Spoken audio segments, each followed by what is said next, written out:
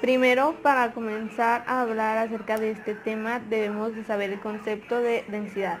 La densidad se define como una magnitud física relativa a la concentración de una masa por unidad de volumen.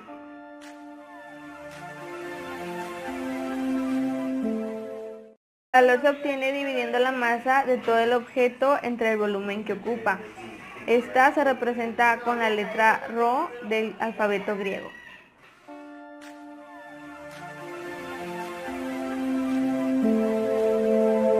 Para entender un poco más el tema, tenemos este ejemplo. Tenemos un cubo de 2 centímetros de lado y su masa es 24 gramos. ¿Cuál será su densidad? Veamos primero la fórmula. Como recordaremos, densidad es igual a masa entre el volumen.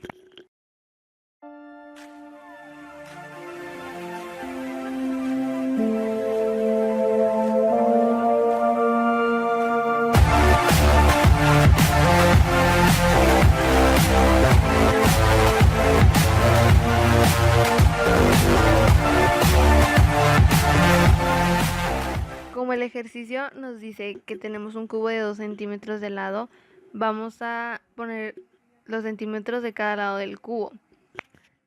2 centímetros de largo, de ancho y 2 de alto. Aquí, para establecer el volumen de un cubo, basta con aplicar la fórmula V igual al lado elevado a la 3.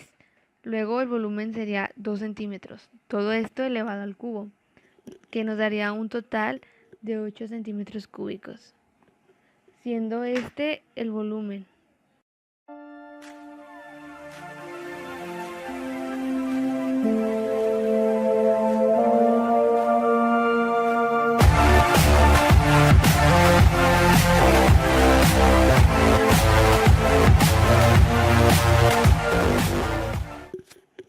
Teniendo la información disponible, podemos aplicar la fórmula. Densidad es igual a la masa, que equivale a 24 gramos, entre el volumen, que equivale a 8 centímetros cúbicos. Tenemos que la densidad es igual a 3 y las unidades serían gramos sobre centímetros cúbicos.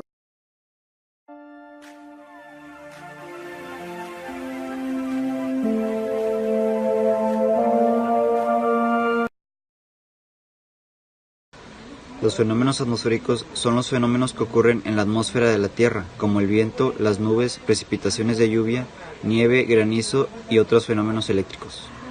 Los vientos, sin embargo, son los desencadenantes de la mayoría de los fenómenos atmosféricos. Se deben fundamentalmente a variaciones de la temperatura y densidad del aire de unos lugares a otros. El viento va desde las zonas de aire más frío o denso hacia las zonas de aire más caliente o más dilatado y con menos peso. Los fenómenos meteorológicos producen dependiendo de la relación que exista con determinados factores como el calor del aire, las diferentes temperaturas, la rotación, la inclinación de la Tierra, la latitud y la altitud.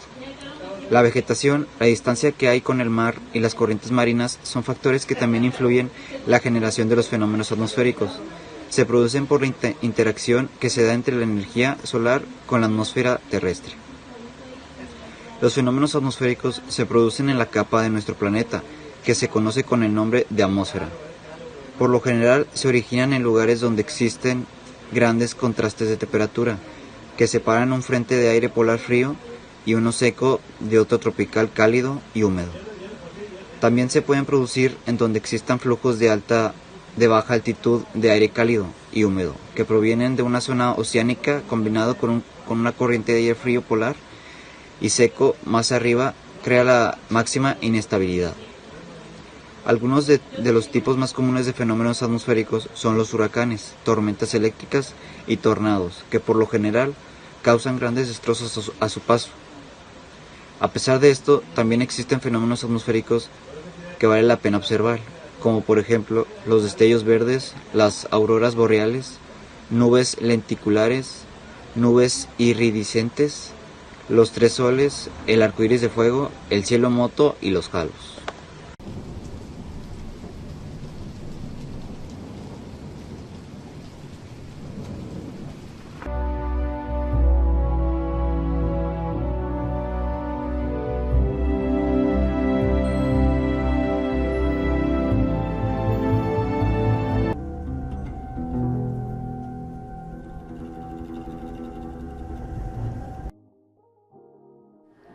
La energía eléctrica es una fuente de energía renovable que se obtiene mediante el movimiento de cargas eléctricas, es decir, electrones, que se producen en el interior de materiales conductores, por ejemplo, los cables metálicos como el cobre. Las fuentes de energía eléctrica más conocidas son los combustibles fósiles, como el carbón vegetal y los hidrocarburos, es decir, el petróleo y el gas, y otros minerales como el uranio, que se utiliza en la producción de energía nuclear. Las fuentes de energía provienen de la naturaleza y según su origen y cómo son utilizadas, se clasifican en fuentes de energía inagotables. Por ejemplo, la radiación solar, los vientos, el movimiento del agua y el calor del interior de la Tierra. Fuentes de energía renovables sin intervención humana.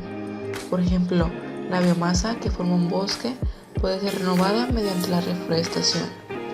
Y fuentes de energía no renovables, los cuales son recursos naturales y de composición orgánica que se formaron en procesos naturales complejos y largos, durante 2 o 5 millones de años. Los más conocidos son los combustibles fósiles, como el carbón vegetal y los hidrocarburos, como el petróleo y gas.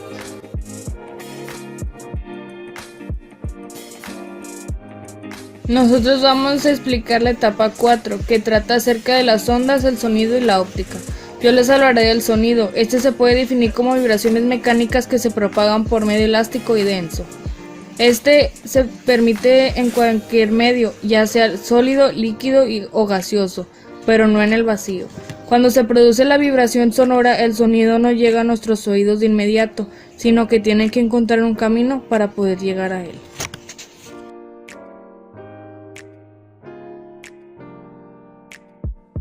La velocidad del sonido es la velocidad de propagación de las ondas mecánicas longitudinales producidas por variaciones de presión del medio. Estas variaciones de presión son las que generan la sensación de sonido en el cerebro. La velocidad varía en función del medio en que se transmite, por ejemplo, en la atmósfera es de 343,2 metros por segundo. La velocidad del sonido es la dinámica de propagación de las ondas sonoras. En la atmósfera terrestre es de 343,3 metros por segundo, es decir, 1235,52 km por hora a 20 grados centígrados de temperatura con 50% de humedad y a nivel del mar. La velocidad del sonido varía en función del medio en el que se transmite. Dado que la velocidad del sonido varía según el medio, se utiliza el número Mach 1 para indicarla. Así, un cuerpo que se mueve en el aire a Mach 2 avanza a 2 veces la velocidad del sonido, independientemente de la presión del aire o su temperatura. La velocidad o dinámica de propagación de la onda sonora depende de las características del medio en el que se realiza dicha propagación, y no de las características de la onda o de la fuerza que la genera. Su propagación en un medio puede servir para estudiar algunas propiedades de dicho medio de transmisión.